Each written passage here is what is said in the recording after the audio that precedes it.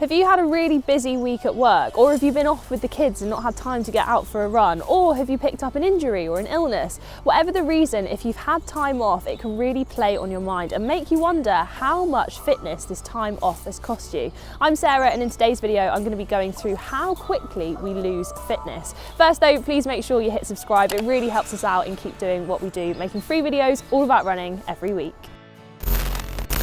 So, fitness, where do I start? Well, first of all, it's important to note that there are two different types of fitness: aerobic fitness and structural fitness. What are they and why are they different?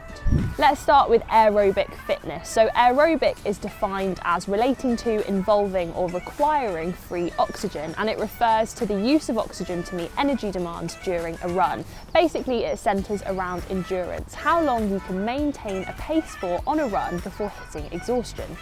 Aerobic fitness is built up the more you do any exercise that increases your heart rate, like swimming, cycling or running.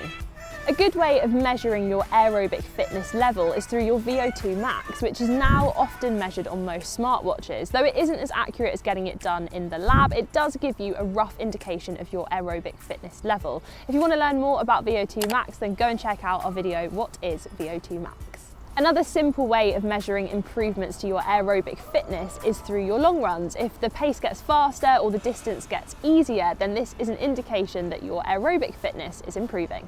So there are two ways of increasing your VO2 max. The first is by increasing the amount of blood going to your heart, which you can do through exercising at a high intensity. The recommended effort would be 90 to 95% of your maximum heart rate, which you can roughly work out by doing 220 minus your age. But if you want a more accurate way of measuring your maximum heart rate, then check out our video all about it. The second way is interval training. Not something universally loved by runners, but it can be really effective at increasing your VO2 max. In fact, a 2013 study found that frequent interval training has more dramatic effects on your VO2 max than your long runs do, but most coaches would recommend a combination of the two for the best results. Lots of studies have shown that the most effective way of increasing your VO2 max is by using a 10-week training plan with a combination of high intensity and interval training consisting of 6 sessions a week in order to improve your VO2 max. However, most running coaches would recommend a combination of the two, and it's worth noting that this is obviously at a very high level, so you need to build up a base of fitness before doing this. So what about if you're new to running? Well, the good news is you will be able to boost your VO2 max at a much quicker rate, with results averaging around the 4 to 6 week mark. But the way to get there is largely the same. You need to do a mixture of high intensity and interval training, but it will be a much less intense regime than someone who's already been running for a while, because the more you run and the fitter you get, the harder it is to boost your VO2 max. So what happens to that built-up fitness when we take a break from running? How quickly do we lose it? Well, us runners tend to assume that it goes all out the window, but that's not strictly true, and it can have a lot to do with when you started running. If you're an experienced runner who's out multiple times a week, then any aerobic fitness lost through a short period of no running or exercise will be minimal. The fitness that you've developed over years of consistent training will likely take months to deteriorate, so a few weeks off because of illness or injury is nothing to worry about. The best way to look at it is that running is a lifestyle, not just a sport, so the longer you've spent maintaining that lifestyle, the longer that it will take to go.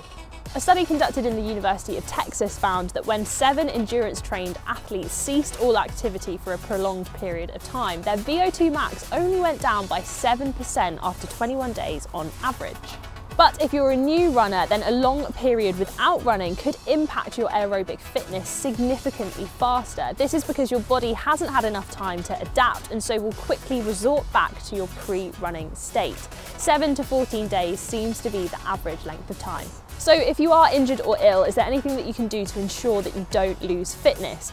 If you are ill, the best thing that you can do is rest and recover. If you do try to push through it, then you're only going to make things worse for yourself later down the line. If you are able to go out for a walk or do some kind of low-level aerobic exercise, then this will definitely help. If you are injured but want to maintain fitness, then it might be worth trying out cross-training, assuming that the cross-training isn't going to make the injury worse though.